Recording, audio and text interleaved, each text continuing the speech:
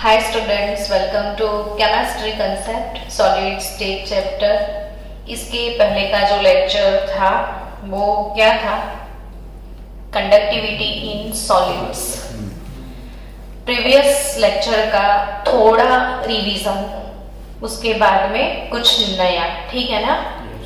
Previous lecture में कौन सा टॉपिक हम पढ़ चुके थे कि कंडक्टर्स, सेमीकंडक्टर्स, इंसुलेटर्स, फिर उनकी मैग्नीट्यूड ऑफ कंडक्टिविटी, उसका रेंज वगैरह सब पढ़ लिया था।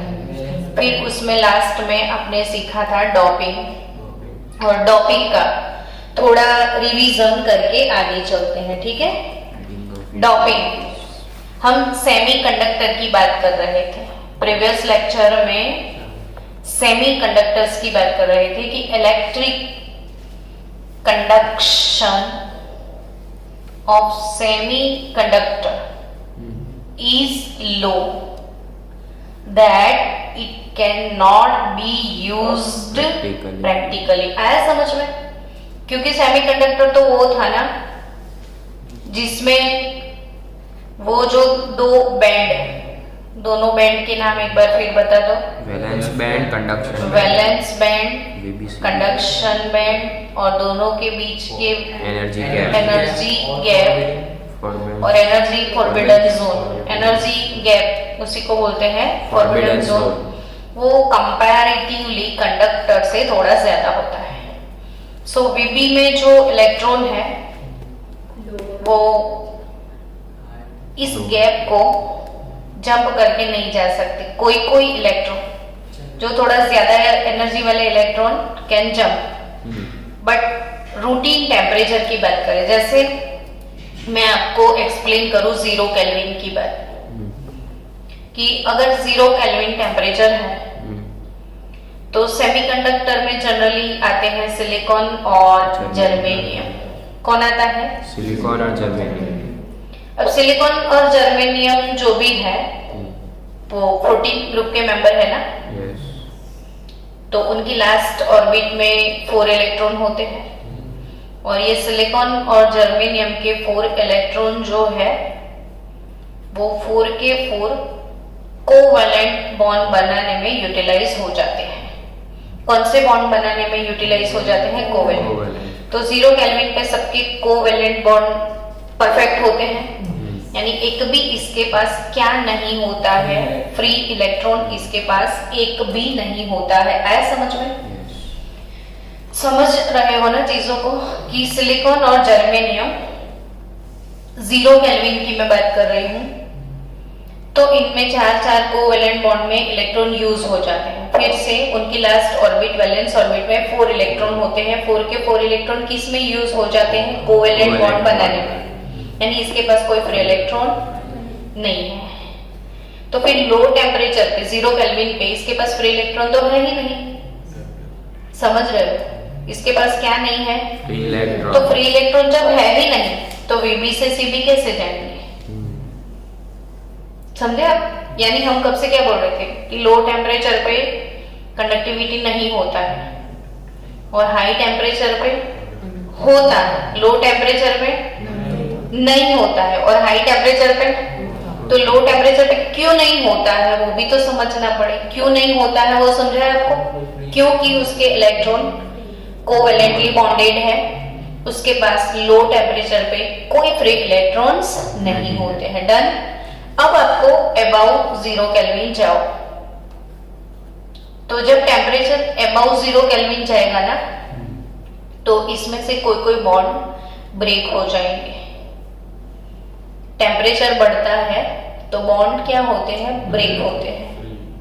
और जैसे ही बॉन्ड ब्रेक होते हैं तो इसमें फ्री इलेक्ट्रॉन थोड़े बहुत मिल जाते हैं, और वो जो थोड़े बहुत इलेक्ट्रॉन मिल जाते हैं वो जंप करके सीबी में मूव ऑन होते हैं। हाँ या ना? इसका मतलब क्या हुआ कि जैसे जैसे आप टेम्परेचर को इंक्रीज करोगे, यानी when temperature increases bonds break होने लग जाएंगे, so free electron also increases, so conductivity increases. अब अच्छे से समझे कि नहीं? अब मेरे को वापस से समझा सकते हो कि लोअर टेम्परेचर पे यानी 0 केल्विन पे सब क्या कोवेलेंटली बॉन्डेड है, there are no any free electrons. तो अगर फ्री इलेक्ट्रॉन है ही नहीं तो इलेक्ट्रॉन फ्लो कहाँ से मिलेगा? Done. But by chance about 0 kelvin पे चले गए तो आप क्या बोलोगे? बॉन्ड ब्रेक हो गया, इसके इलेक्ट्रॉन्स फ्री होने लग गए और फ्री इलेक्ट्रॉन पीबी2सीबी मूव ऑन करने लगे और आपकी कंडक्टिविटी मिल गई। और ऐसे कंडक्टर्स जिनको टेम्परेचर इंक्रीज करने की वजह से फ्री इलेक्ट्रॉन की वजह से कंडक्टिविटी मिलती है, इनको इंट्रिंसिक कंडक्टर बोलते हैं। क्या बोलते हैं? इंट्रिंसिक। तो आपको ये क्वेश्चन होगा कि ऐसे कितने टाइप के कंडक्टर्स आते हैं सेमीकंडक्टर्स? तो इंट्रिंसिक और एक्सट्रिंसिक, समझे? इंट्रिंसिक सेमीकंडक्टर और एक्सट्रिंसिक सेमीकंडक्टर, ये इंट्रिंसिक है। तो व्हाट इज एक्सट्रिंसिक, ये क्वेश्चन हुआ। तो एक्सट्रिंसिक क्या है वो समझो। देखो कि जो ये वाले इंट्रिंसिक है उनकी कंडक्टिविटी काफी लो है, so that it can not be used practically. So practical use के लिए ये कैपेबल नहीं है। अब इन जनरल प्रैक्टिस में आपको इसको यूज करना है ना, तो क्या करेंगे? If some impurity is added to it, यानी इनमें क्या डाल दो आप? इम्प्योरिटी डाल दो। और इम्प्योरिटी, सुटेबल इम्प्योरिटी आपने डाल दी तो क्या होगा? Conductivity can be increase and that type of process is called doping. यानी जो डॉप्ड सेमीकंडक्टर है इनको बोला जाता है एक्सट्रिंसिक सेमीकंडक्टर। अंदर से समझ आई? तो सिलिकॉन जर्मेनियम कैसे? इंट्रिंसिक। और डॉपिंग वाले कैसे? एक्सट्रिंसिक। थोड़ा रिवीजन कर ही लेते हैं फिर आगे बढ़ते हैं। चलो नेक्स्ट मैं बात करूं डॉपिंग की ही। तो इंट्रिंसिक सेमीकंडक्टर क्या? फिर से बोलो। इंट्रिंसिक कौन से ग्रुप के मेंबर? 14 ग्रुप के। और एक बार फिर से अब दिल से 14 ग्रुप बोल के देखो। काशी गए Shankar Prabhu, carbon silicon germanium tin and lead, 14 group के मेंबर जिनकी वैलेंस ऑर्बिट में है 4 इलेक्ट्रॉन। चलो 13 14 के बाजू में कौन सा ग्रुप आता है? 13, जिसे इलेक्ट्रॉन डेफिशिएंट इंप्योरिटी बोल सकते हो। क्या बोल सकते हो? Electron deficient. और 14 के बाजू में कौन आता है? 15। इसे आप इलेक्ट्रॉन रिच इंप्योरिटी बोल सकते हो। इसको क्या बोला जाता है? Electron deficiency. इलेक्ट्रॉन डेफिशिएंट, इसे क्या बोला जाता है? Electron rich. Electron rich. बाल गए इंडियन तेल से वापिस नहीं आएंगे। और ये गए नाना पाटेकर, ऐश्वर्या, सब भिखारी इन मॉस्कोवियम। इनके पास है 3 इलेक्ट्रॉन और इनके पास है 5 इलेक्ट्रॉन। यह इलेक्ट्रॉन डेफिशिएंट इसकी कंपैरिजन में, और इसकी कंपैरिजन में यह इलेक्ट्रॉन रिच। अब इलेक्ट्रॉन डेफिशिएंट के साथ इनको डॉप किया गया, यानी मान लो गैलियम और सिलिकॉन को डॉप किया जाता है। तो अभी अभी मैंने फिगर ड्रॉ किया था, है ना? सिलिकॉन सिलिकॉन सिलिकॉन, उसके 4 कोवेलेंट बॉन्ड ऐसे थे ही थे। और आप तो इलेक्ट्रॉन डेफिशिएंट स्पीसीज डाल रहे हो ना सिलिकॉन, तो अगर कहीं इलेक्ट्रॉन डेफिशिएंट स्पीसीज इधर आ गई गैलियम, है ना, तो ये बॉन्ड नहीं रहेगा, ये तो 3 बॉन्ड बनाएगा, तो यहाँ पे हॉल क्रिएट हो जाएगा। क्या क्रिएट हो जाएगा? हॉल। तो अब समझो कि इसमें जितने गैलियम गए उतने क्या क्रिएट हो गए? हॉल। कि इसमें पी टाइप में, पी टाइप सेमीकंडक्टर में जितने क्या गए गैलियम उतने क्या। अब इसको ना आप वो पोटेंशियल डिफरेंस अगर दे रहे हो, पॉजिटिव पोल नेगेटिव पोल के साथ कनेक्ट करते हो, तो एज अ पॉजिटिव लूप ये हॉल जो है ना, as a positive charge negative की साइड मूव ऑन होंगे। ये हॉल किस साइड जाएंगे? नेगेटिव, क्योंकि ये पी टाइप डॉपिंग है। कौन सा डॉपिंग है? P type. तो पी टाइप डॉपिंग जो भी है, इसमें फ्लो ऑफ इलेक्ट्रॉन किसकी वजह से मिलता है? बोलो। Flow of hole as a positive charge, आपको याद रहेगा ना? इधर क्या है? Flow of hole as a positive charge, किस में? पी टाइप टॉपिक में। किस में? P type. और ये जो इम्प्योरिटी डिफेक्ट भी बोल सकते हो ना आप इसको। आपने क्या डाला? इम्प्योरिटी डाली, और वही डिफेक्ट को दूसरा नाम दिया गया है इलेक्ट्रॉनिक डिफेक्ट, और इसी को एमसीक्यू बना के वो बार बार पूछते हैं, है ना?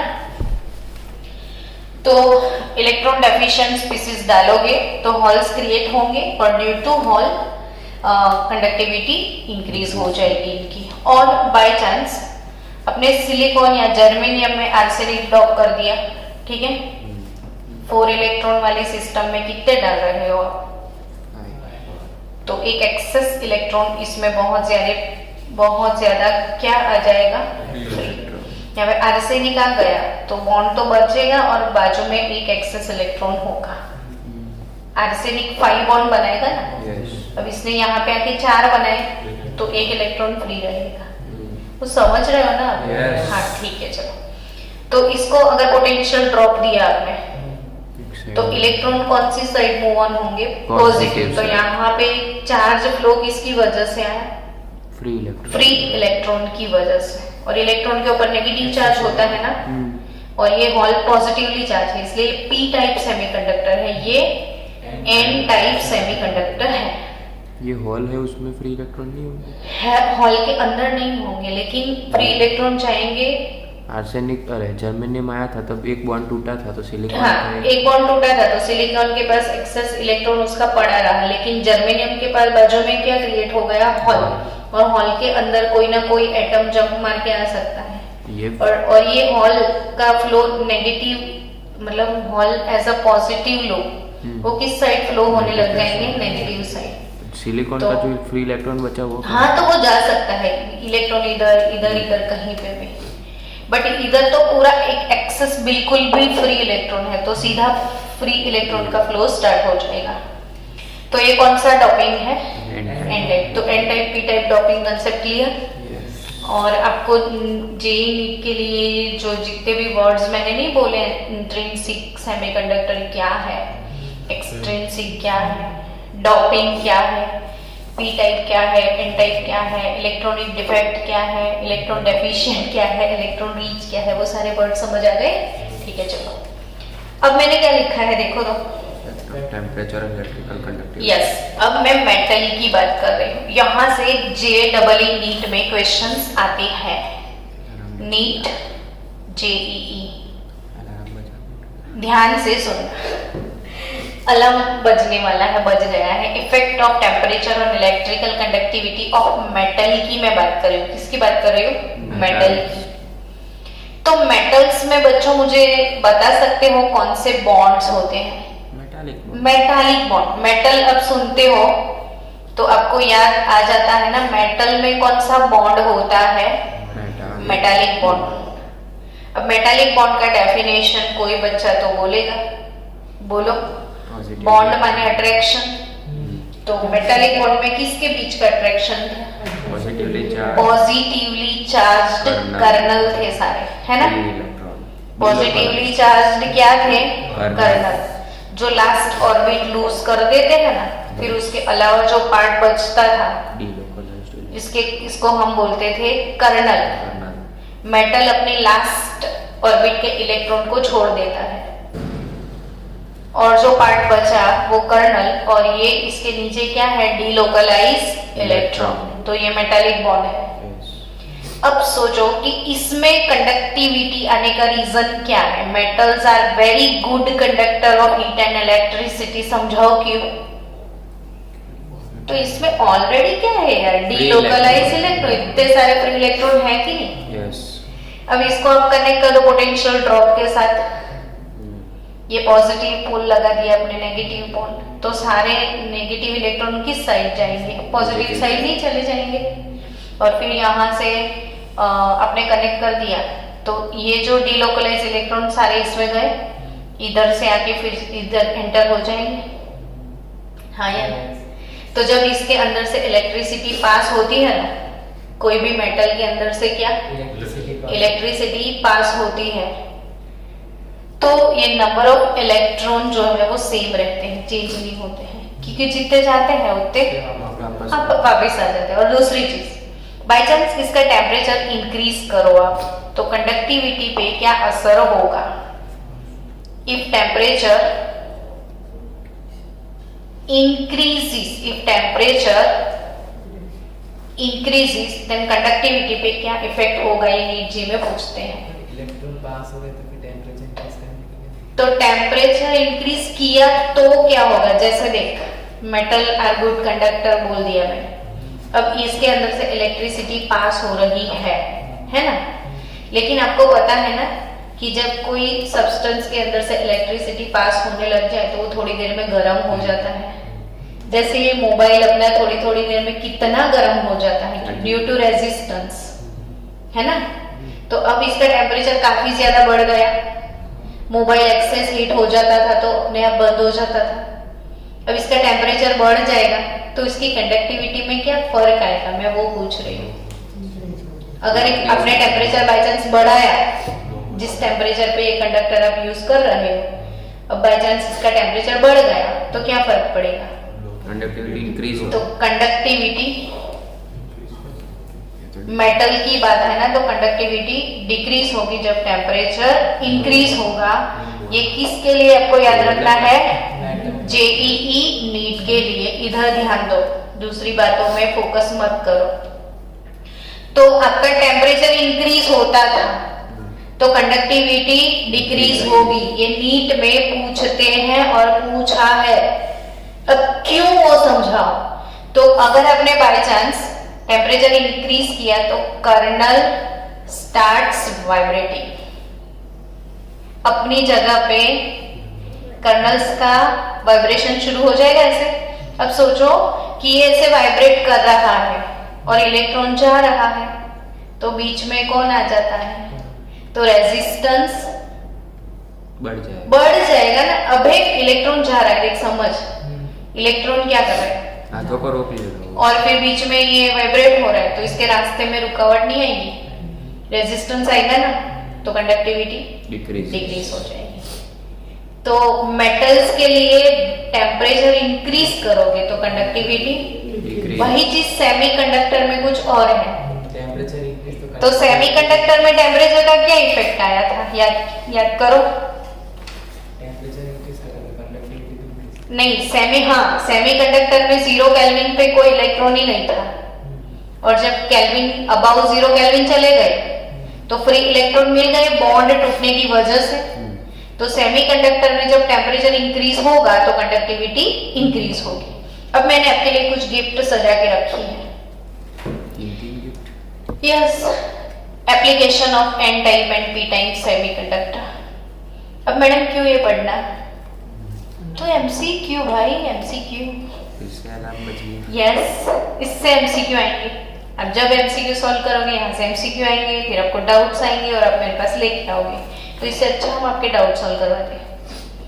तो N and P type semiconductor are combined suitably, यानी एन टाइप और पी टाइप सेमीकंडक्टर को भी आप कंबाइन कर सकते हो।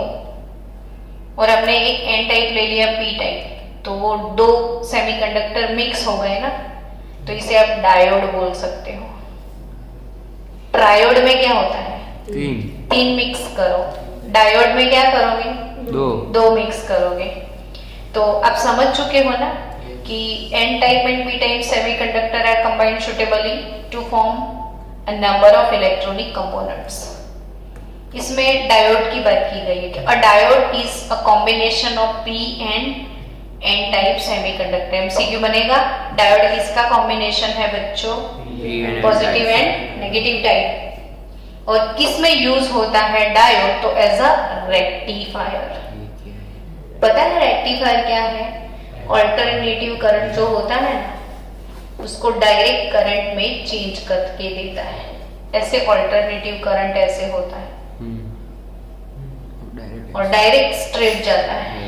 तो एसी करंट को डीसी में अगर कोई डिवाइस कन्वर्ट करता है तो वो है रेक्टिफायर। आया समझ में?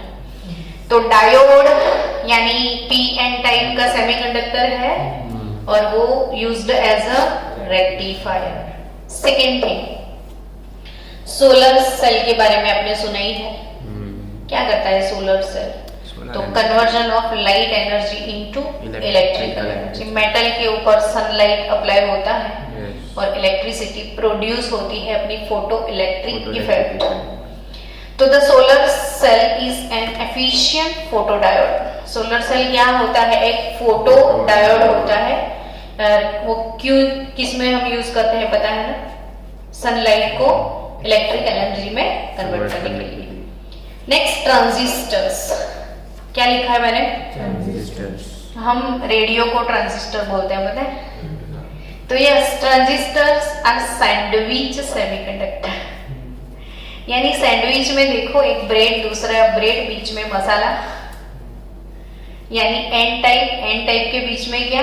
पी पॉजिटिव डाल दो या पी के बीच में नेगेटिव डाल दो, तो ये सैंडविच हो गया। यानी उसे बोलते हैं हम ट्रांजिस्टर्स। तो sandwich semiconductors of type PNP और एनपीएन, पॉजिटिव के बीच में नेगेटिव और नेगेटिव के बीच में पॉजिटिव, ट्रायड हो जाएगा ना। I used to detect radio and audio signals. तो ट्रांजिस्टर्स किस में यूज होते हैं? रेडियो ऑडियो सिग्नल को डिटेक्ट करने के लिए। देन ये बहुत बड़ा एमसीक्यू है, घास, जिसको मैं बोलती रहती हूँ घास, GAAS, घास। गाय क्या खाती है? Gallium arsenide. गैलियम आर्सेनाइड खाती है। गैलियम का Ga, आर्सेनिक का As, घास बन गया अपना। और इसकी तारीफ क्या है? तो है वेरी फास्ट रिस्पॉन्स। ये कंडक्टर रिवॉल्यूशनाइज्ड, ऐसा लिखा, यानी पूरे सेमीकंडक्टर की दुनिया ही बदल दी। अब हर जगह इसका ही यूज होता है, इसीलिए इसे बोला गया कि इसका रिस्पॉन्स बहुत फास्ट है and revolutionised the designs of devices. और इसकी वजह से सारे डिवाइस की डिजाइन भी बदल गई और सबको फास्ट रिस्पॉन्स देने की वजह से पसंद भी आया। तो हम मैक्सिमम अब इसे यूज करते हैं, घास को। क्या? किस चीज का रिस्पॉन्स? रिस्पॉन्स या कंडक्टिविटी फास्ट। तो अच्छा सुपर कंडक्टर है। तो गैलियम आर्सेनाइड, गैलियम कौन से ग्रुप का मेंबर है? 13 का ना, और आर्सेनिक 15 का। देखा, इंट्रिंसिक को हटा दिया, किसको मिला दिया? 13 और 15 वाले को। चलो नेक्स्ट, अब थोड़ी बहुत एमसीक्यू रिलेटेड बातें जो कि एमसीक्यू में आती है बहुत नीट जी लेवल पे, तो वो समझ लेते हैं। Conductivity of transition metal oxide के बारे में बात की गई है। जनरली कोई आके आपको बोल दे कि आप बेस्ट कंडक्टर किसको मानते हो, तो आपके मुंह से आंसर निकल ही जाएगा, मेटल, है ना। पर मेटल ऑक्साइड के बारे में नहीं सोचते हैं हम। मेटल ऑक्साइड्स भी मेटल के जैसे ही बेस्ट कंडक्टर हो सकते हैं। वो कौन कौन से मेटल की क्या क्या खासियत है वो आपको याद रख के चलना है, ठीक है। चलो अब धीरे धीरे नोट डाउन भी करते जाना कि it is interesting two point out that the variation in conductivity is very large even among similar compound.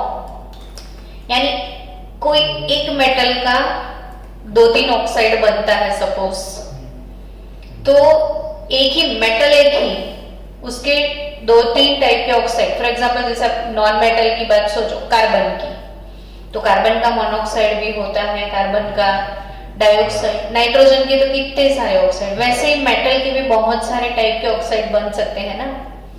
तो इंटरेस्टिंग बात यह है कि मेटल के 3-4 ऑक्साइड है, तो अगर इसमें से कोई एक बहुत अच्छा कंडक्टर है तो कोई वही मेटल का कोई दूसरा ऑक्साइड इंसुलेटर भी होता है, और वही मेटल का कोई तीसरा ऑक्साइड सेमीकंडक्टर भी होता है। वो नोट डाउन करने की बात के बारे में बोल रही हूँ मैं। तो बच्चों, वो जितने आईएमपी एमसीक्यू है आप याद कर लेना कि titanium oxide TiO is metallic. Titanium oxide का नेचर कैसा है? मेटालिक नेचर है। वेयरएज वही मेटल, मैंगनीज मेटल है ना, उसका ऑक्साइड MnO, FeO और CuO, MnO, FeO, CuO are insulators. अब ऐसे MCQ आ जाए तो ये तो इंफॉर्मेटिव है, आप थक जाओ आंसर देते देते। तो मैंगनीज का ऑक्साइड FeO का, CuO का कैसा है? इंसुलेटर। और vanadium oxide VO is again metallic. Vanadium VO कैसा है? मेटालिक ऑक्साइड है, और मेटालिक ऑक्साइड तो कंडक्टर ही होगा ना। तो ये मेटालिक भी है और इंसुलेटिंग भी है। तो हर तरह की ऐसा आंसर तू ही बोल दिया, पर मेटालिक और इंसुलेटिंग डिपेंड्स अपॉन टेम्परेचर है ये। जैसा जैसा टेम्परेचर वैसा वैसा इसका बिहेवियर। किसका? वो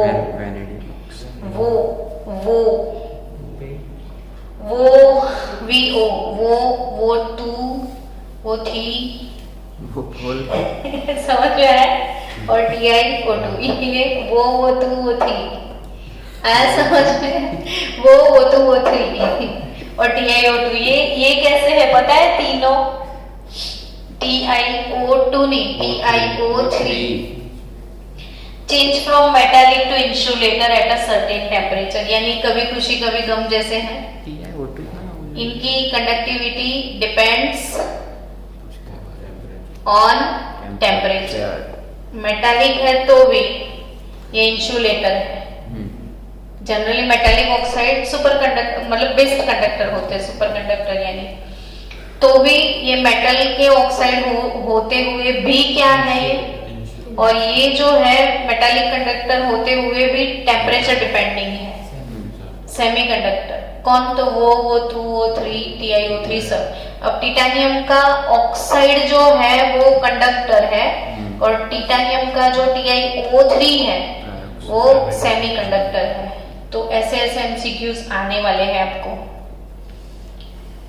CrO2 chromium dioxide, CrO2 is metallic. Done. और मेटालिक ऑक्साइड का तो ऑब्वियसली कंडक्टर होंगे, but MnO2 is insulator. Again MnO, ये MnO क्या है? इंसुलेटर। वैसे MnO2 भी क्या है? इंसुलेटर है। और VO2 वो तो मैंने लिख ही दिए ये 3-4 तो, लेकिन आपको याद रखना है एक ऑक्साइड का MCQ आएगा ReO3, रेनियम ट्राइऑक्साइड। क्या आएगा? ReO3। उसका लुक कॉपर मेटल जैसा है, it looks like copper metal. Rhenium trioxide का लुक किसके जैसा है, और उसकी कंडक्टिविटी भी किसके जितनी है?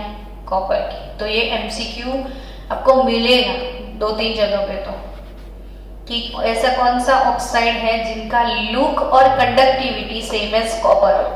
तो ReO3। क्या? ReO3। क्या? ReO3। क्या?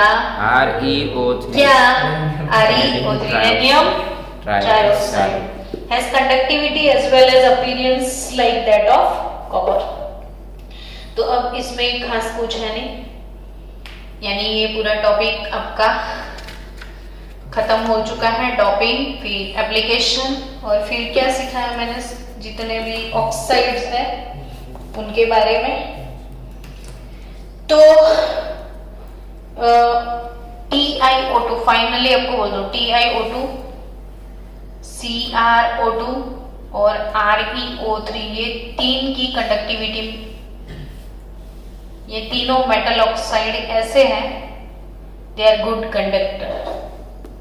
तीन नंग कौन से? TiO2, CrO2, ReO3, बाकी के सब इंसुलेटर या तो सेमीकंडक्टर थे। तो आपको इन तीनों को याद रखना है और सबसे ज्यादा याद रखना है कि इसको ReO3 को, लुक लाइक कॉपर। प्रिपेयर? अब नेक्स्ट लेक्चर में हम लोग मैग्नेटिक प्रॉपर्टीज पढ़ लेंगे तो चैप्टर खत्म हो जाएगा।